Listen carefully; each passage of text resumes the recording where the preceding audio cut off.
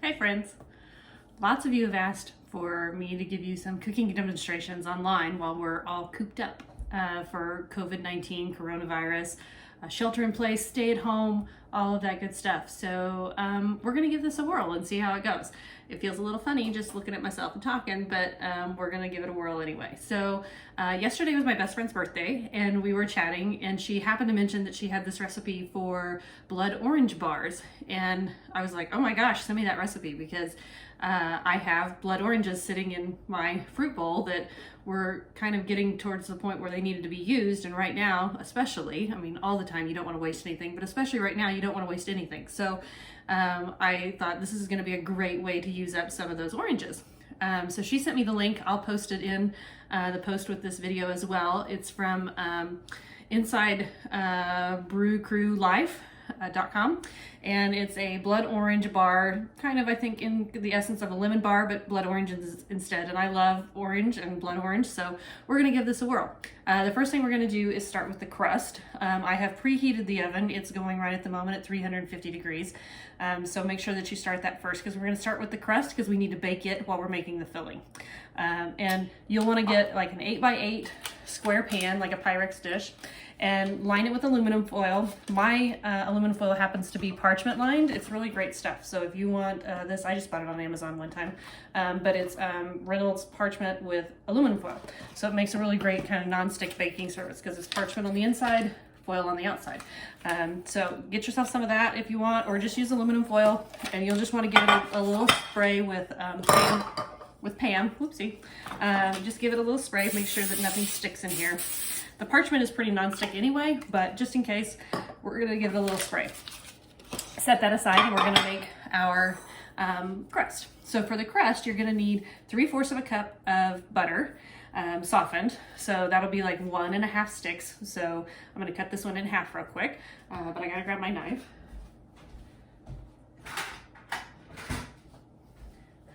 So you'll want 1.5 sticks of butter to make your 3/4 of a cup. Make sure it's nice and room temperature, nice and soft while you're gonna be making this crust here. It'll make things mixing a lot easier. So put that into a bowl with the other full stick.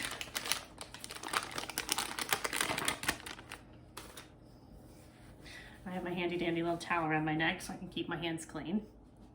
And now you can see that I have the bowl here in front of me where you can see it a little bit better. So we're still working out some kinks here, but we're gonna get this figured out, y'all. So here's the butter, and then we wanna add to that 1.5 cups of flour. So grab your flour canister or whatever you keep your flour in. And like I always tell you, make sure you fluff up your flour because it's been sitting in this canister. So give it a little stir, make sure you kind of fluff that up. Get some air back into it because it settles down in that canister. And then you want to take your 1 cup measuring cup and just gently spoon some of that flour in there. Don't scoop it because you don't want to pack it into that cup. You'll get more flour than you intend. So just kind of gently spoon a cup of flour in there. Level that off. Put our cup of flour in there, and then we need 1.5 cups, so we're going to grab our 1/2 cup measuring as well.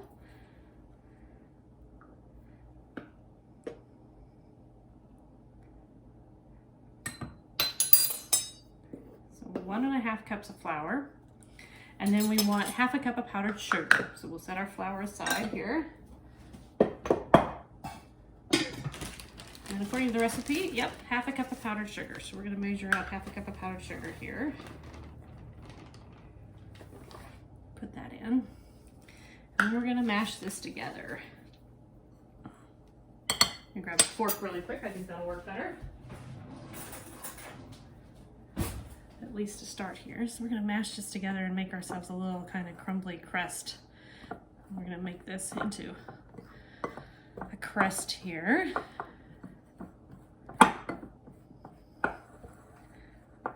You're just gonna wanna mix this together until it kind of comes together into a ball, into kind of a grainy, crumbly crust a little bit. Because then we'll just press it down into our, if you have a pastry cutter too, that would work in this situation, would help you too.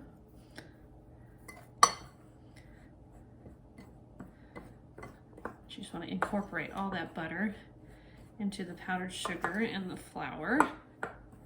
Kind of like a dump cake. If you've ever made a dump cake, you're just gonna press this all together.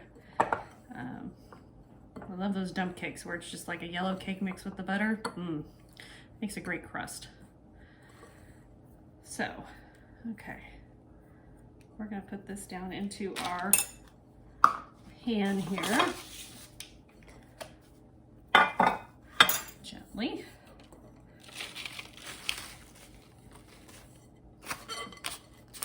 We're gonna press that into place. Just fingers. Get that down in there nice and firm to make our crust here. A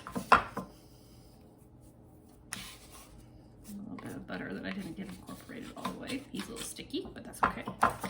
That'll work just fine.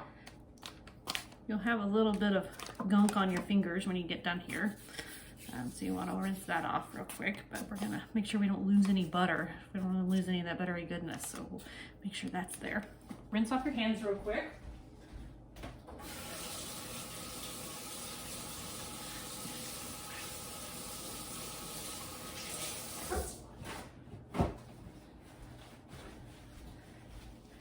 And give it just like a once over with a spoon. The back of the spoon, make sure you get all that pressed into place. Good. Good, good, good.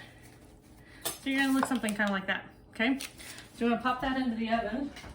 Let that brown up for about 20 minutes. So we're gonna set the timer for 20 minutes while we start our filling over here, okay? So I'm gonna wipe down my counter. I have flour everywhere. So we're just gonna clean that up for a nice tidy workspace. Clean that up. Over on our wrappers to throw away. And then we're gonna grab ourselves like a nice big glass. You can use a glass bowl. This is like a big measuring cup. I wanted something clear so you can kind of see what I'm doing. But a mixing bowl or whatever mixing bowl you have around the house will be just fine.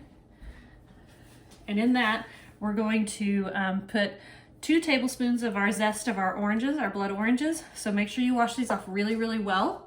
I washed them, but we'll wash them again just so you see me wash them. Make sure you wash, especially right now with everything going on. And you always want to wash off your fruit really, really well.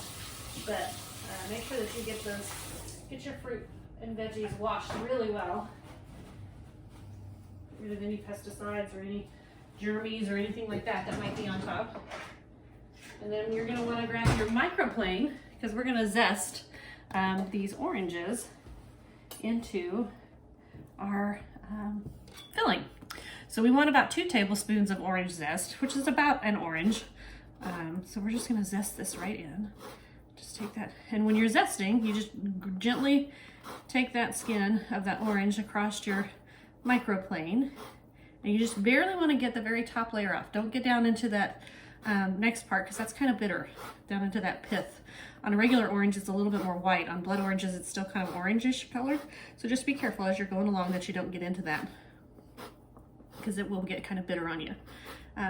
But it's beautiful in color. I mean, look at that beautiful zest down in there. Super beautiful, super pretty color. And then we're going to cut open our oranges, and we're gonna juice these oranges because we need about ½ cup of orange juice. So I'm gonna cut into that. And I mean, blood oranges are just beautiful. I mean, they're such a beautiful color. Grab a measuring cup and just juice that little booger.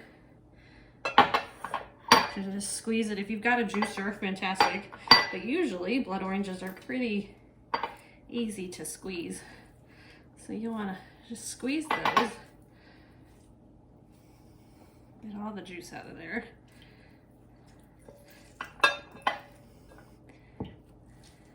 You want to wear something on your hands so it doesn't stain your hands. That's cool. You totally can. There aren't any seeds in here that you have to worry about, so you can just squeeze the heck out of these things. It's totally fine. Because you want to make sure you get all that beautiful juice out of it. So you want the juice of 2 oranges. I'm going to do probably 3 because these are a little bit on the smaller side and they're not as juicy as I would really love. So we're gonna make sure that we've got plenty of juice here. So I'm gonna juice up 3 oranges and just make sure that we get all of our juice out of there.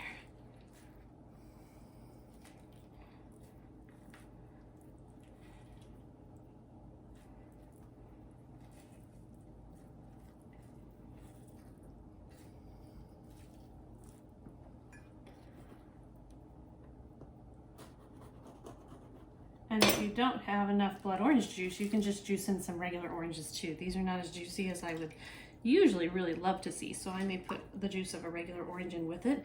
It's not gonna hurt a thing. And if you can't find blood oranges, you can totally do that as well. Because I mean, right now they're kind of in season, so you're finding them at the grocery store. At least they've been at my local Dillon's anyway, this time of year.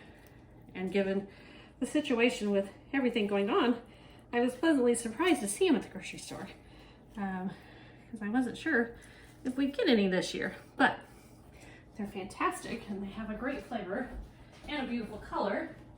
But because they're not as juicy as I would really love, I'm gonna add just a regular orange to it, just to make sure we have enough liquid in our filling. And you feel free to do that as well if you need to, because you need about half a cup of juice. So if you don't have enough in your regular blood oranges, just put some regular orange juice in there with it. It'll be just fine.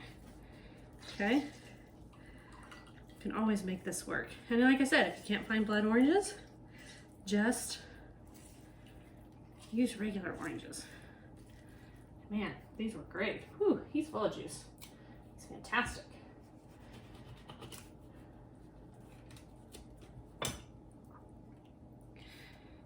We're gonna get our half a cup here in no time.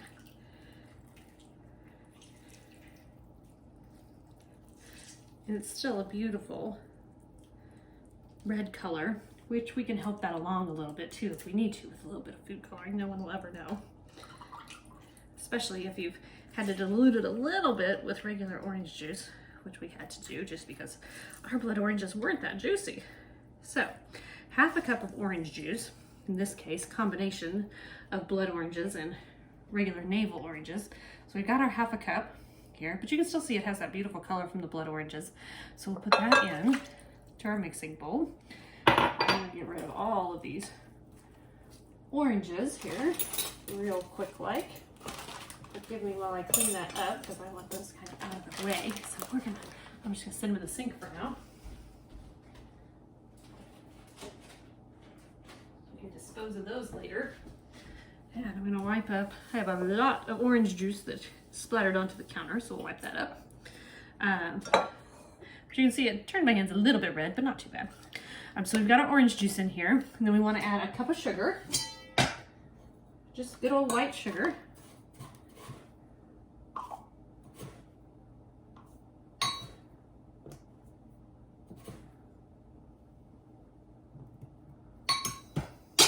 A cup of sugar, okay? And then you want 2 tablespoons of flour.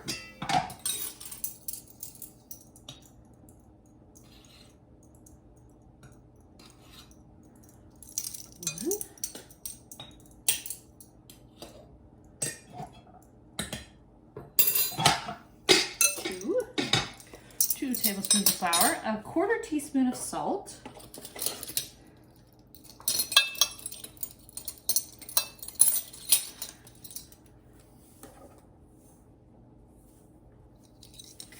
and then we want 2 eggs to go in here.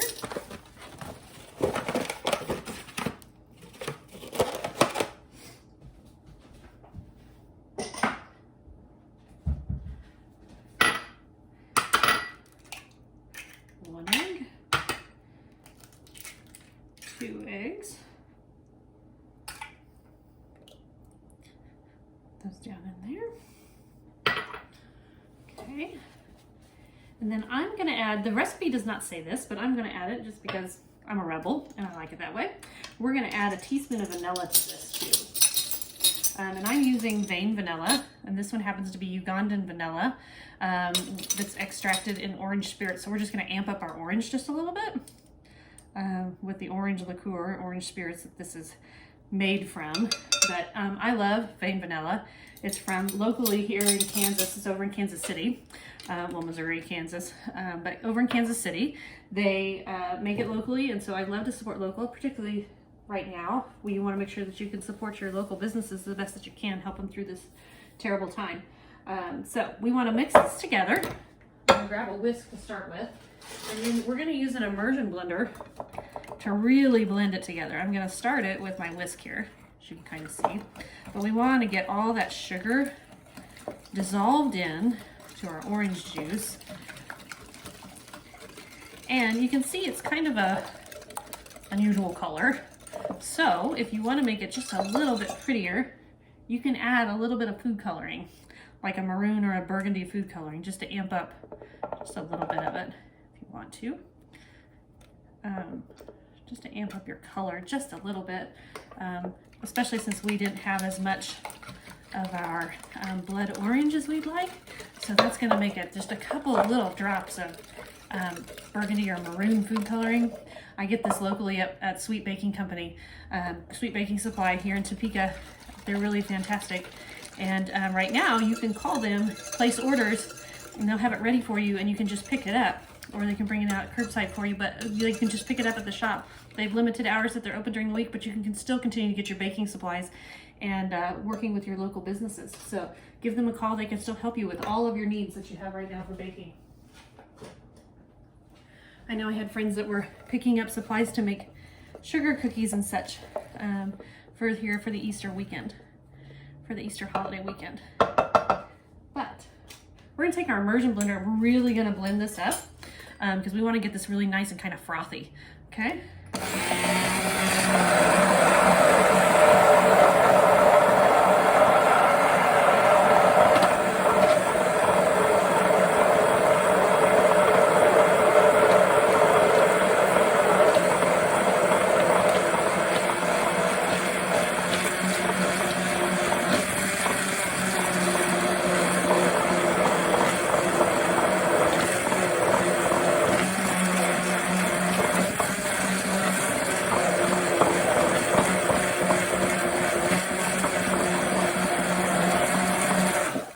See how great and kind of frothy looking that is? It's woo, that's exactly what we want.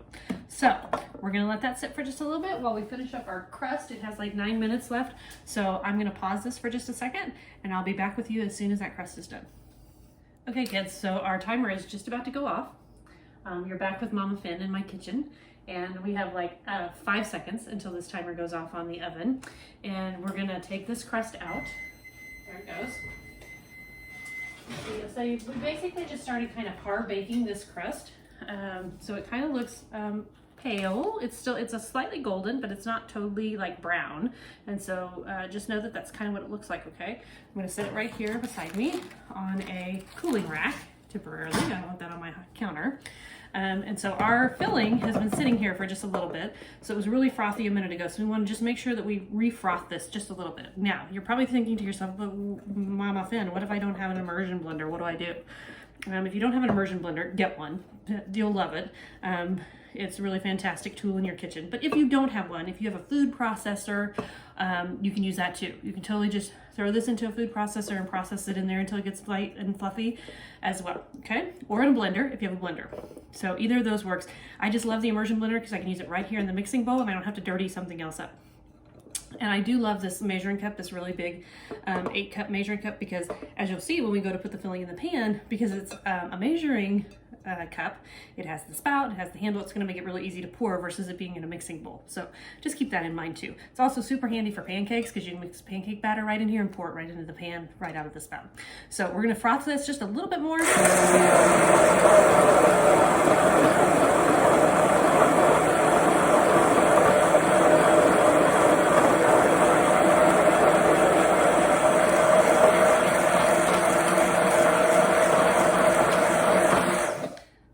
will tell you the other great thing about an immersion blender is that once you pop it apart, you can rinse this off under hot water, some nice hot soapy water, and it's super easy cleanup.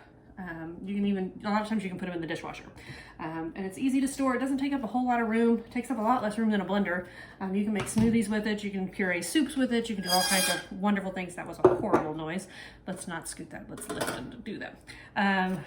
So now we're gonna take our filling, our beautiful filling, and we're just gonna pour it right on top of our crust here. Okay. Grab your spatula and make sure you get all that goodness out of there. You don't want to leave any goodness behind. If you have, so the food coloring that I had was like a maroon color, or like had a little bit of brown in it. So I also, while I was waiting on the crust, added just a couple of drops of red, like super duper bright red, to it, just to give it a little bit better color. It was a little brown to start with. So just kind of modify yours depending on what kind of food coloring that you have, okay? So we're gonna throw this back into the oven, and I'm gonna put it into the oven now for 25 minutes. So we're gonna throw this into the oven, and I'll be back when it's done, okay? Okay, kids, so we're back again. The timer just went off, and I'm gonna take this out of the oven real quick, and we'll see what it looks like. It's looking pretty good. Let's take a look. Yep. Has a little bit of jiggle, but that'll set up as it goes. So it looks a little frothy on top. That's totally expected. That's what I expected it to look like. Ooh, it feels good. Nice. Okay, so we're gonna let this sit and totally cool completely to room temperature. Okay, so after that's done, I'll come back, we'll take it out of the pan, and we're gonna top it off with some powdered sugar, and we'll give it a whirl and see what we got. Okay, so on with the adventure. Okay, kids, so they've cooled for quite a while. They're not totally room temperature, they're a little bit warm, but I'm kind of anxious to look at these and see how we're doing. So we're gonna take them out, and I'm gonna put them out onto like a cutting board, and we're gonna take a look.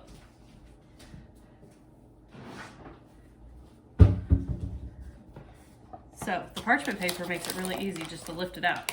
Ta-da! Fantastic. Easy cleanup. Love it. Then we're gonna carefully pull the parchment away. Looking good so far. They look pretty. I'm very carefully gonna slide them off of this parchment paper.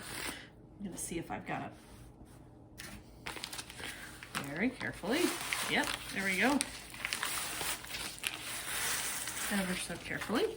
Ta-da. Happy day.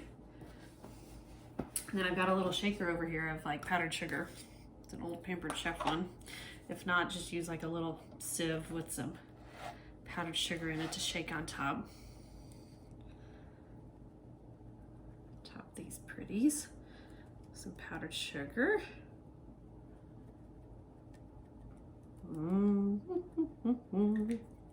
Looking very pretty. Grab a knife, we'll cut them.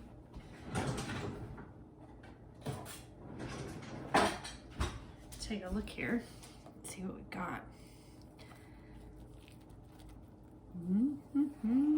That sounds yummy. Ooh, that color is beautiful. I love my knife, kind of like when you do cheesecake, but I mean, look at that color. I mean, whoa, gorgeous.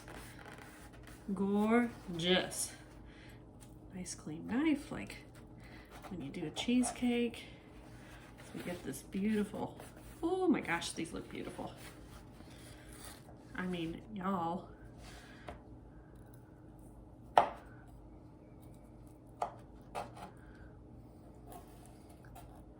I mean, look at that. Whoa. Gorgeous color. Beautiful. I mean, gorgeous. Gorgeous. How pretty is that? I mean, that color is beautiful. Glossy. Now let's taste. Let's see.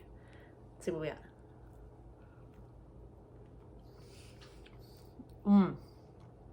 Oh, y'all, that's good. You can taste that bright orange. The orange zest, but the orange flavoring. A little hint of vanilla. Super good. Buttery crust. Delicious. So what I'm going to tell you, success. Love it. Love this recipe. And when you go to store these, if you're not going to serve them right away, I wouldn't put the powdered sugar on top. Like if you were going to serve them the next day, I'd just wait and put your powdered sugar on then. And if there's any moisture that accumulates on top, just take a paper towel and like dampen that off. But man, what a great variation of like a lemon bar to make an orange bar. Super good, super duper good. I'll post the recipe, like I said, into the comments or into the post itself. But man, these are gorgeous. That color is just fantastic and delicious. So anyway, our first foray into this, we'll be doing some more, hopefully. We'll have to figure out what our next recipe might be. But this one, all in all, successful. So hope you have a good afternoon and stay safe, stay healthy, wash your hands, take care of one another, and we'll see you next time in Mama Fin's kitchen. Bye, y'all.